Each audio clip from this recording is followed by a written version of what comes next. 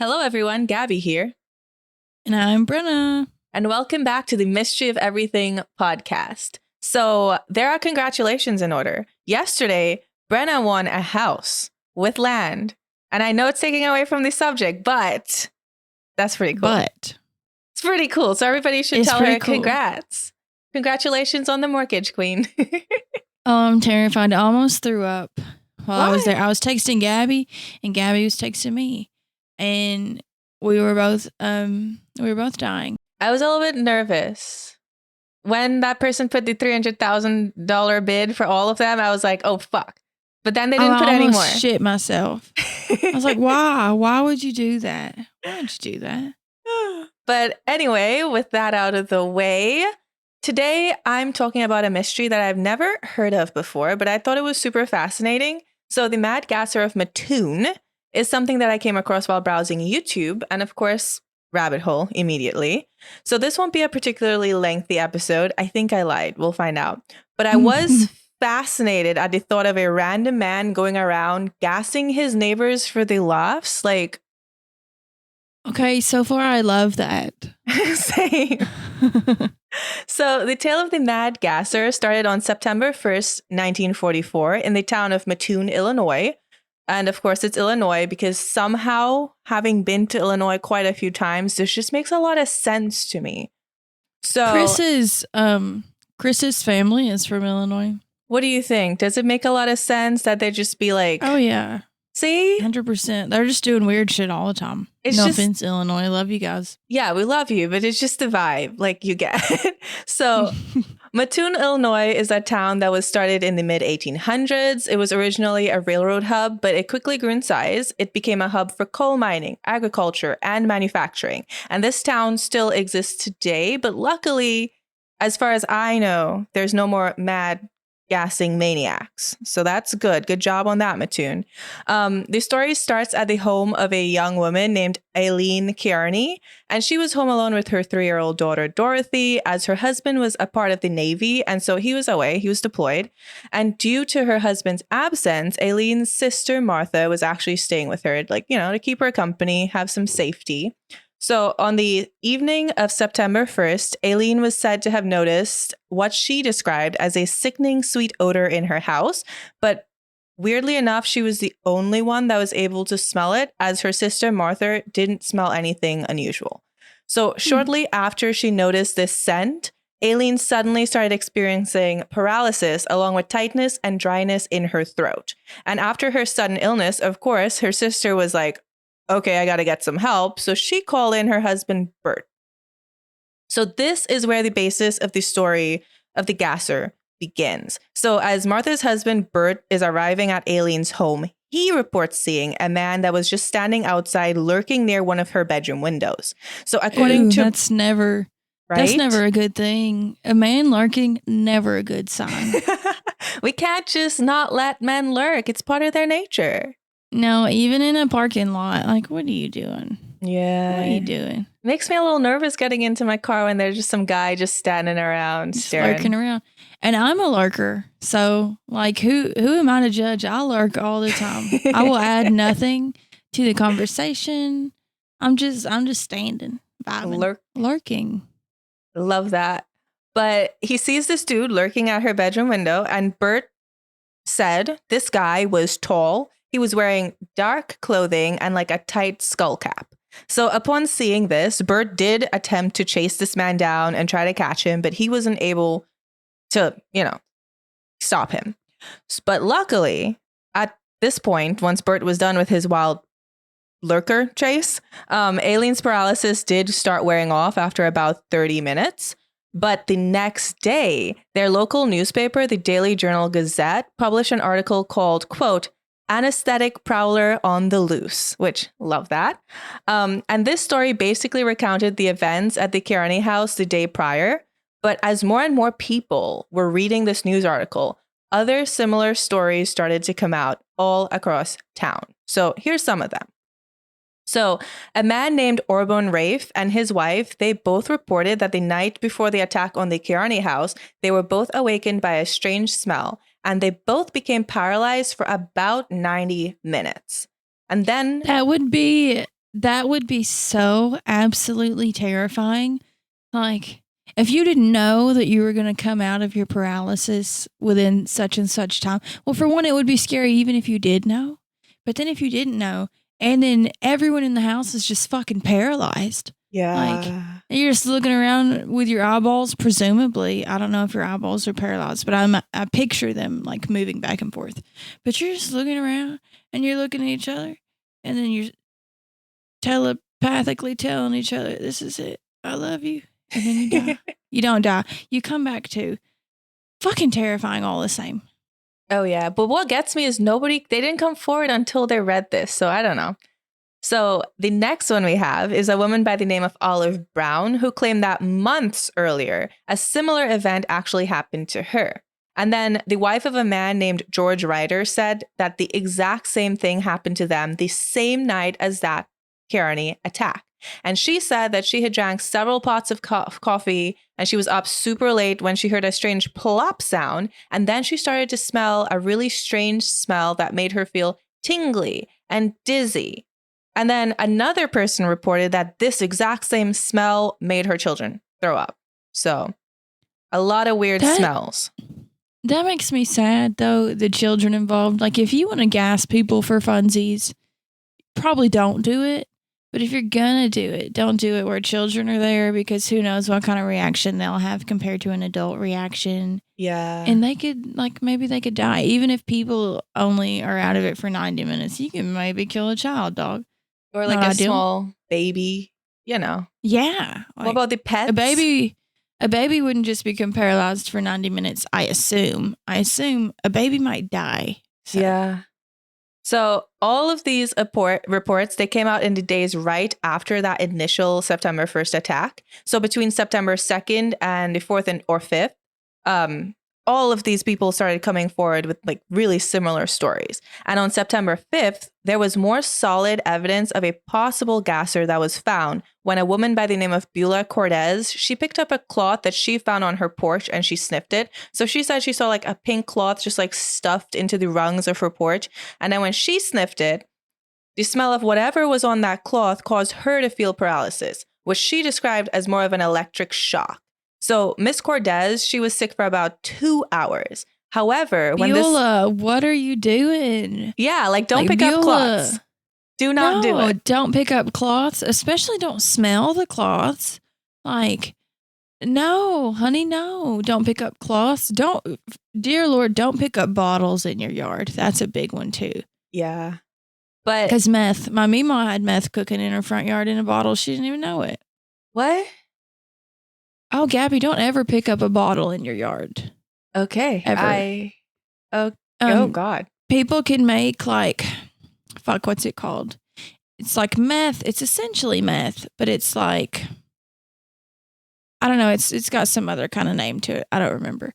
But picking it up, you risk it like exploding on you and killing you. So if you see it, call the police and then they'll come pick it up. And they'll put it in other people's yards and then come back for it once it's like essentially like done cooking or whatever. That way, if it gets found by police, then they don't get blamed for it. Very dangerous shit. I live in the suburbs, so if you have a bottle on your yard, you will get fined, or at least a really passive-aggressive post. Luckily. Especially if it's meth. Yeah, especially. But Miss Beulah, though, this cloth that she found, even though she was sick for those 2 hours, when they turned it in for chemical analysis, literally nothing could be found on it. Not even the slightest trace of chemicals. That's sus. Yeah.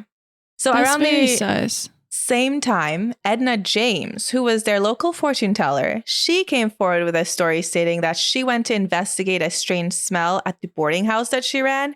And she found what, she was quoted as saying, an ape-like man with long arms reaching out, holding a spray gun. So she said this man doused her in gas that caused her arms and legs to experience paralysis.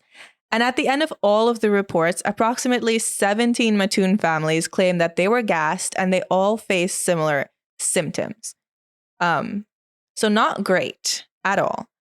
But then on September 18th, 1944, Time magazine ran like a whole story about the mad anesthetist of Mattoon. So the article said that the mad gasser was, quote, a tall, thin man who wore a black skull cap. He moves through the night as nimble and secretly as a cat, squirting a Swedish gas through bedroom windows. So obviously, with all of these accounts of people coming forward with very similar stories, paranoia and panic started to spread everywhere. Which is perfectly reasonable, to be fair. Like, no one knew what was going on, and no one knew what the possible chemical being used on people was. Personally, I think a crime is a little more terrifying if you can't figure out the motive. Like, if the man was doing this and then robbing everyone, then they would know what to expect. But he was just doing this randomly with no discernible pattern. And so the news was so hot that it even ended up getting to the front lines of soldiers who were serving in World War II. Imagine being on the front fucking lines. Like, you are out there against the fucking Germans, and then you're worrying about your people back home being gassed by some random. I feel bad for them. Like, they had enough on their plate. I'm glad he's not like doing shit to them after he gasses them, though, because that would make it so much more. Obviously, it still sucks and it's still terrifying. But if he would like come inside while you're paralyzed, then that's God, that's like extreme nightmare fuel. So if he's just getting his kicks off outside of your house, not condoning his behavior whatsoever, but like a million times better than him coming inside your house and doing who knows what. But I do wonder like what the sweet smelling, like what are you using? I know. We'll get into it. This was a wild ride from start to finish. Ethylene glycol. No. Who's to say? So we'll find out. I watch a lot of crime documentaries, guys. They always use ethylene glycol to kill. Oh, God. So due to the level of panic that was occurring in this town, the army went ahead and they brought in chemical weapon experts to see if they could at least figure out what was going on with the weird smell. So these experts, they came to the possible conclusion that the chemical causing this effect may have been chloropicrin. And chloropicrin is a colorless to faintly yellow oily liquid. It was prepared in 1848 by a Scottish chemist by the name of J. Stenhouse, and he made it by treating picric acid with sodium hypochlorite. And I love... That sounds a lot like chloroform. Are they related? Chloropicrin and chloroform? Not sure, but there's a chloro in there. But this one's different because... Okay. So chemists, they're just, they mix stuff together. They do their whole performing reactions, which is badass because I make things explode. But anyway, it has been using agriculture as a soil fumigant to control pests in the ground. And it has also been used as a chemical warfare agent, which was one of the first uses of a chemical weapon as we think of it, which was Germany using chloropicrin against Allied forces during World War I. So it's a little bit worse than chloroform. So people that were exposed to this gas as a war gas were reported to experience nausea, vomiting, and diarrhea, which lasted for weeks. Basically, it wouldn't be something that someone should be using against people, and even less so against random fucking civilians, So if it is that, I feel like that's not something that civilians just have laying around their houses. No. So it might be easier to narrow it down a little bit if you could figure out if it is that, then who is someone who can have access to that, That's true. But after the experts inspected the entire area, they were unable to find any traces of the gas. And the reported symptoms of the people of Mattoon didn't match the known effects of immediate exposure to this gas. So with even military experts stumped as to what could possibly be happening, the people decided to take things into their own hands, and in true American fashion, armed vigilante gangs started patrolling the town at night, with all of them hunting for this alleged mad gasser. It was so crazy that one woman accidentally fired her husband's shotgun, and she blew a hole in her kitchen wall. So you could say things were heating up. And you would have to do a stealth mode, though. Like, you couldn't just patrol the streets. You would need to hide in your bushes outside your window, put a mannequin in your kitchen with your nightgown on, fake hair and rollers, like a wig, and then your favorite TV show on the TV. You would need to commit. That's demented, Brenna. Oh, I would be in there like swimwear. Nothing would stop me.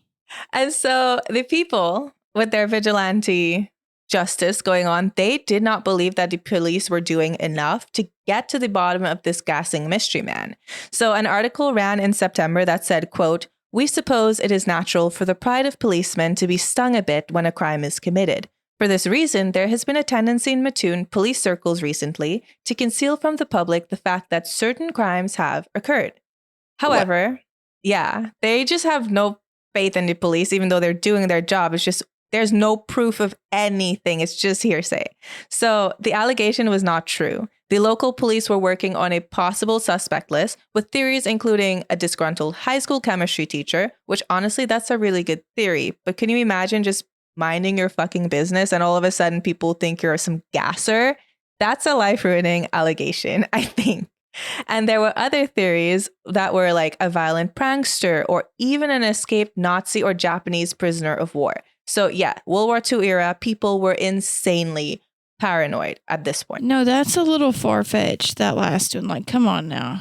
Oh, An it gets escaped worse. Nazi or Japanese prisoner of war. Yeah, they're going to run around your little small town and they're going to gas you but not actually do anything to you. That makes so much sense. You guys are...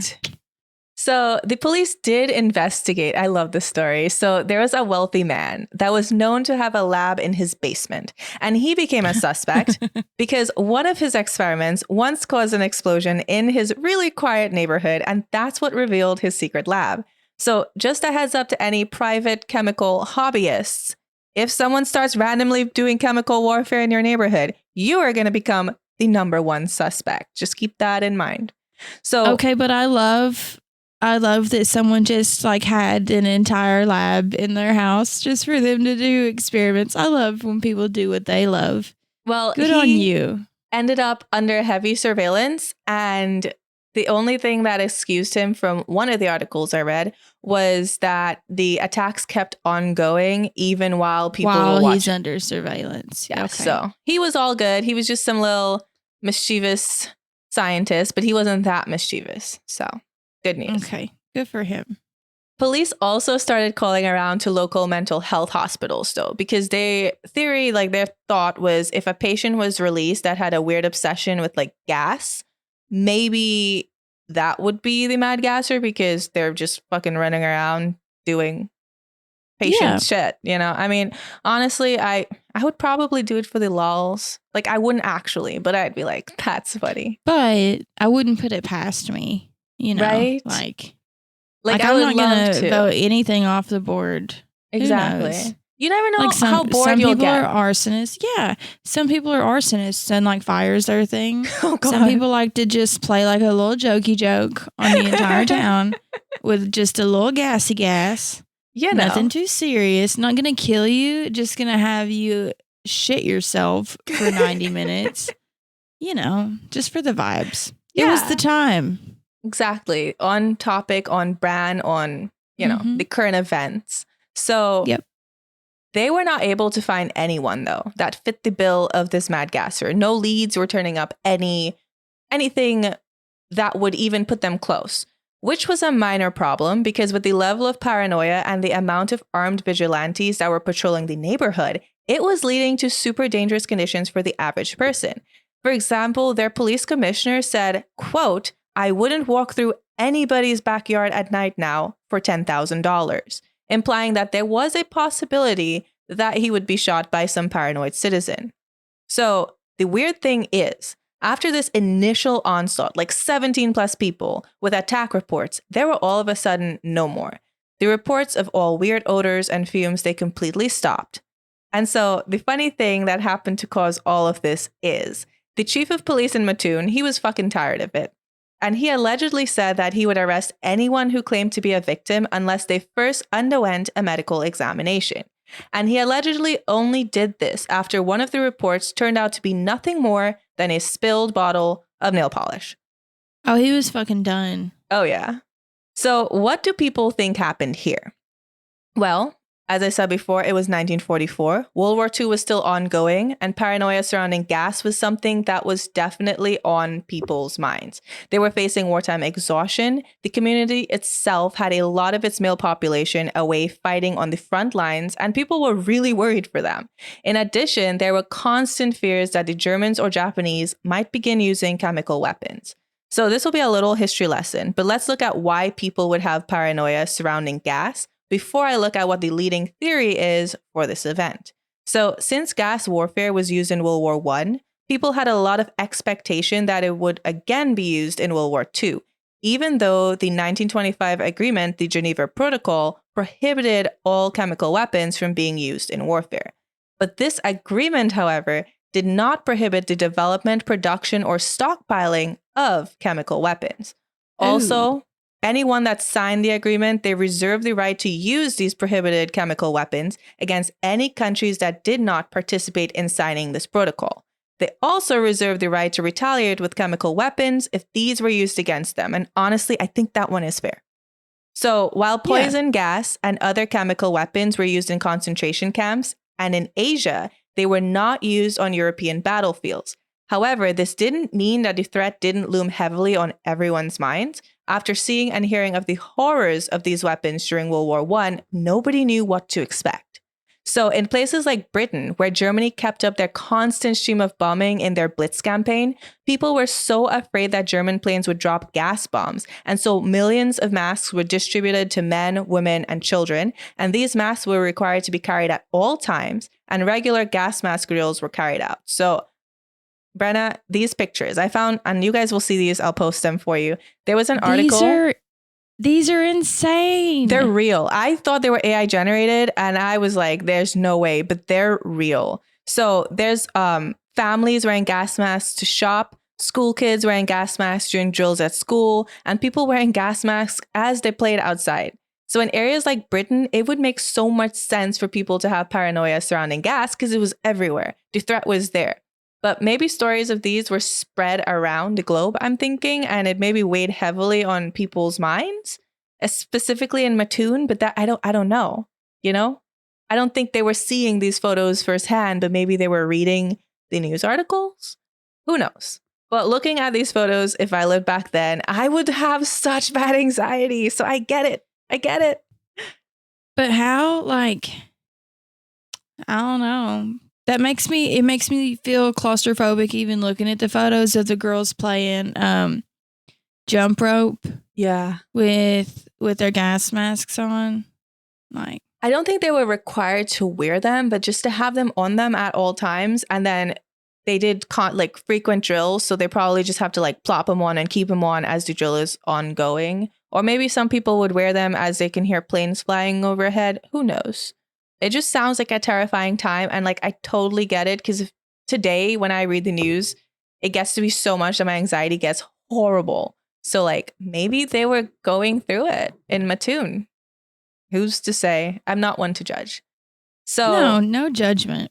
Right? So the other interesting thing is during the Cold War, people became really interested in potential chemicals, whether it was in the form of actual wartime chemicals and also in performance enhancement drugs. So honestly, if it was a one-time threat, even if it was like a one-time threat in World War I, if it was one such threat, even if we sign agreements, it's possible that it is always a threat. So now that we kind of set the stage for what was happening geopolitically, that would potentially put the thought of gas on the forefront of people's minds. Let's look at the possibility of what people were saying it was. So the chief of police in Mattoon, he tried to say that the local diesel engine plant was the culprit of the weird fumes and ailments. He said, quote, "We have found that large quantities of carbon tetrachloride are used in the war work at the Atlas Imperial Diesel Engine Co-plant, and that has an odor which could be carried to all parts of the city as the wind shifts." So he's trying to say, oh yeah, they're using this chemical, and I think it might blow into the city, and that's what you're smelling. But I don't buy that one. But the diesel company, they denied this, saying that the workers in the factory have been fine and they have no illness similar to what was described. So, yep. See, no, that one doesn't suit me anyways. That even if the workers didn't report illness, I'm still like, no, that's not a thing. So, of course, as this case went on and it was unsolved, people started to say that the police didn't take the case serious enough at the beginning. And by the time they did, there was mass hysteria and outside interference that prohibited them from being able to successfully track down the suspect. Which, I mean, I guess if they waited long enough and now everybody heard of it, it could, cause too many issues for them to be able to get a clear path. So let's look at the possibility that it was actually... On one hand, I get where he's coming from a little bit, but at the same time, like, that's your job. Yeah. And I don't know. So what if it was actually a man? What would that man want? Was the man found lurking outside the window at the Kearney attack just there by mistake, which is so weird to be by mistake?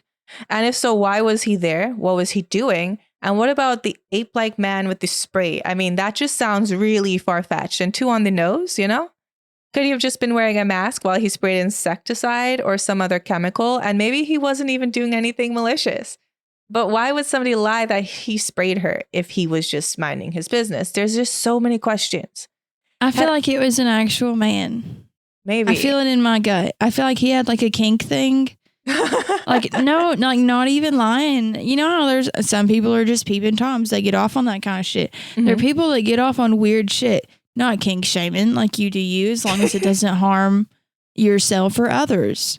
Then that's totally fine. But I feel like on some level, there was a guy that got off on probably watching people and the fear that they got.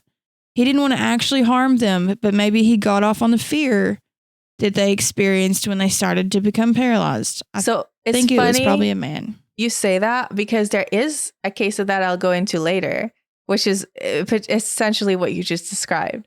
So headlines around the country call the suspect names such as the Gas Fiend and the Mad Phantom. But there was no indication, no evidence, and nothing at all that was found that would point to the gasser actually being a person. There was no evidence of gas, and no one was ever caught. In addition, all of the reports of sightings were inconsistent with one another. Like, why was he wearing a skull cap in one and an ape-like outfit in another? People were saying he was short. Some were saying he was tall. Some were saying he was dark. Some were saying he was light. So their stories were not straight at all.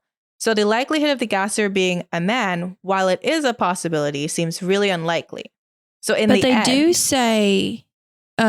they do say that witness descriptions are like the most unreliable thing you can ever have. Like, police don't go off that shit in investigations because our memory sucks. Yes. As humans, we just suck.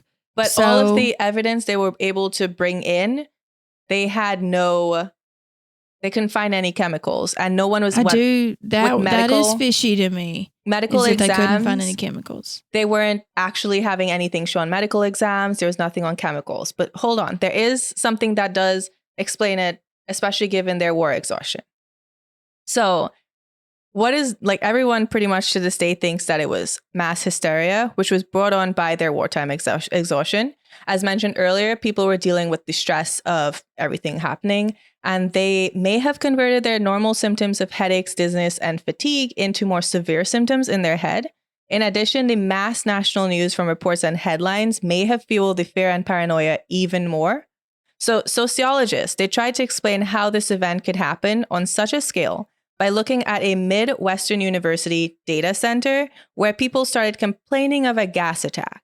But no gas could be found, even though at least 10 people were treated for symptoms. So in this scenario, workers were socially isolated from one another. They were only able to communicate during small breaks. They were forced to wear a really unpopular uniform. And they had the added stress of being like micromanaged, constantly watched. In addition, there was really loud construction happening close by. So it was found that the more unsatisfied someone was with their job, the worse their symptoms were. And so I think they said like 10 people were taken in. Some were like throwing up, dizzy, passing out. It was pretty bad. And so the sociologists concluded that people who are less, quote, psychologically sophisticated, don't know what that means. It seems a little insulting, are more likely to convert psychological stresses into physical symptoms. And I feel like I do that sometimes. Occasionally, if I'm really anxious, I just start throwing up. I do that all the time. I used to do it all the time too. When I get super anxious, I will throw up because when I'm anxious, it feels like there's a ball of something inside of me. Like, well, I guess a ball of anxiety. But then Brenna's brain is like, you know what would get rid of that ball? If you throw it up. That makes no sense. But, whatever works, I guess. Don't throw up when you're anxious. I don't know. It works for me. It works for me. I don't know what it get is. it out. It gets the ball of anxiety out in a better way than if I were to like scream and rage and then feel guilt after the fact. And if I don't, like, it has to come out in one form or another. So if it doesn't come out by me throwing up, it will come out by me screaming and raging. And then the consequences are worse if I scream and rage. Sorry, it's neither here nor there. So what is mass hysteria? Also, side note, I learned that hysteria came from like the Latin was something to do with women. So people don't typically use the term hysteria anymore. But anyway, mass hysteria. What do experts say it is? They say that it is a psychogenic illness, which means it affects the mind instead of the body. But the symptoms are very much physical, but it's hard to characterize because it can take on many forms. In order to diagnose and characterize mass hysteria, Prof. Simon Wesley from King's College London, he says there's 5 guiding principles. So number 1, that it is an outbreak of abnormal illness behavior that cannot be explained by physical disease. 2, that it affects people who would not normally behave in this fashion. 3, that it excludes symptoms deliberately provoked in groups gathered for that purpose, such as when someone intentionally gathers a group of people and convinces them that they are collectively experiencing a psychological or physiological symptom. 4, that it excludes collective manifestations used to obtain a state of satisfaction unavailable singly, such as fads, crazes, and riots. And 5, the link between the individuals experiencing collective obsessional behavior must not be coincidental, meaning, for instance, that they're all part of the same close-knit community, like a small town Mattoon. So, Prof. Wesley also says that there are 2 types of mass hysteria, with one being mass anxiety hysteria, where there are physiological symptoms as experienced with anxiety, such as abdominal pain, chest tightness, dizziness, headaches, fainting, hyperventilation, nausea, and palpitations. And there's a second type of mass hysteria, which is mass motor hysteria, which can cause seizure-like events. That is so crazy. Oh my gosh. So I want to do an episode on mass hysteria because there have been so many. There was one where this like entire place in like, I think it was South Africa. I'm totally forgetting the location, but people started laughing at a school and then they couldn't stop. And then it kept spreading. And it was like 4 years long of just like laughter. And then there's the dancing plague where people just started dancing until like they passed out of exhaustion and then they'd rest and then they'd start dancing again. It is so crazy. So I would love to do an episode on just like how these things get started and what people think may have caused them. Witchcraft.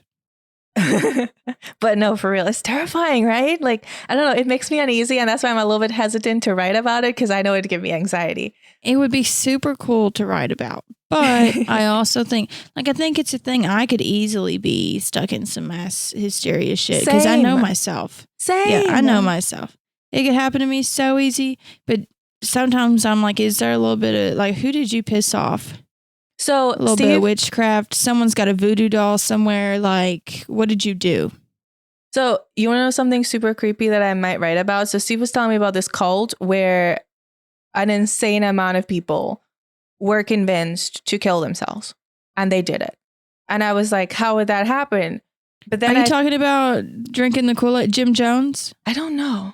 It was like really far out there. It's the most mass suicide in the entire world. Oh, God. Over 900 people. They've now ruled it a mass murder instead because they held crossbows to the people and were like, you have to kill your children and shit like that. I think 70 of them escaped. What was their town called? That's terrifying. Jim Jones. Yeah, Jim Jones was the leader. A congressman got killed. A congressman showed up to be like, are you all here because you want to be here? Or are you being held against your will? And they were all like, no, we love it here. We fucking love it here. They were singing, dancing. And then someone slipped him a note that was like, please help me get out of here. We're being held against our will. So he started taking people, which caused Jim Jones to panic, thinking that all of his people were leaving him. So he sent shooters to go kill the congressmen and like shoot up the plane as they were escaping. And then he had all of his people drink Kool-Aid, and the ones who wouldn't drink the Kool-Aid, he injected them with it was cyanide mixed with Kool-Aid. And if you didn't drink it, you got injected with it. Over 900 deaths. I watched a documentary on it the other day. You should watch it. I'll send it to you. Maybe you write the episode, because I would be horrified. I would actually not be good. Oh, it's so sad. And the documentary shows pictures of it, and it looks like, they describe it as, it looks like pieces of confetti from when you're in a plane looking down.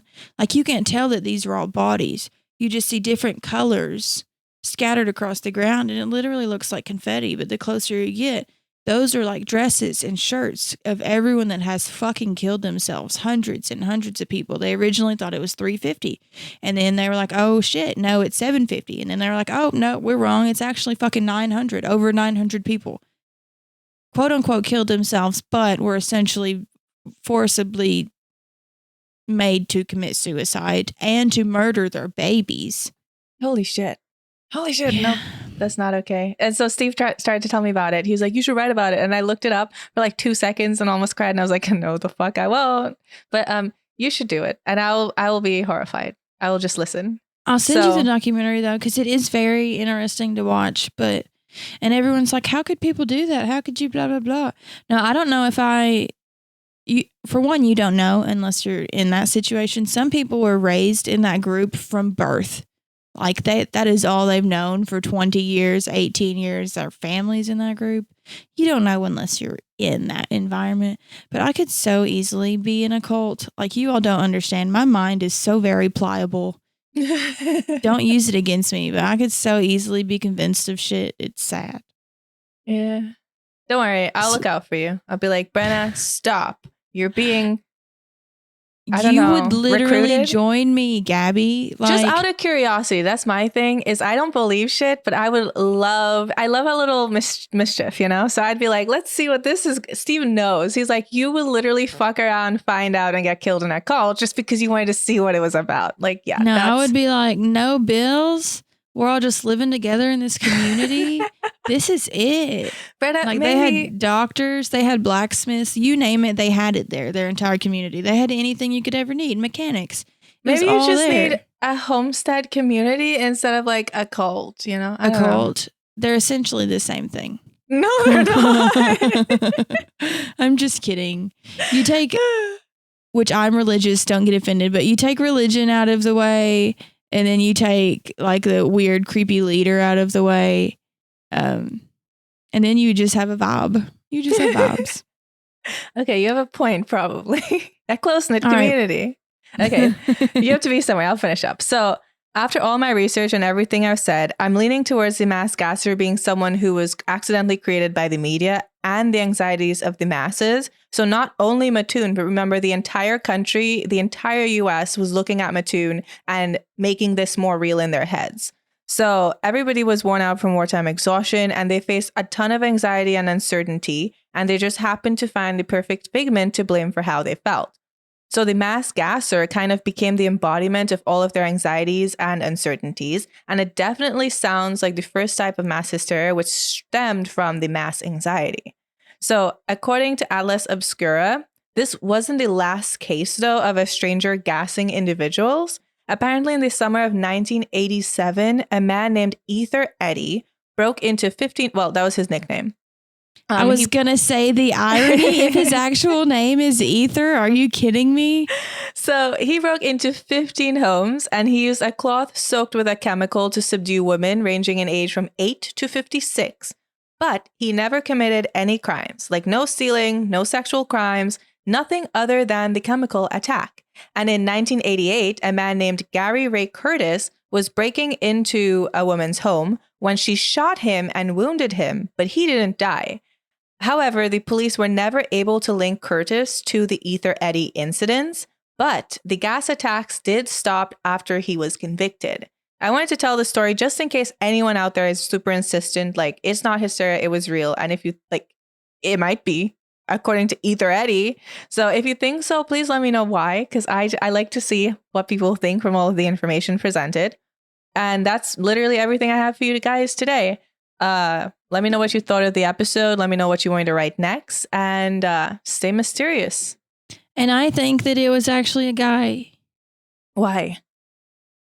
I feel it in my bones. Or at least, I feel like at least one of the incidents, there was someone who did something weird. One of the incidents was real. So.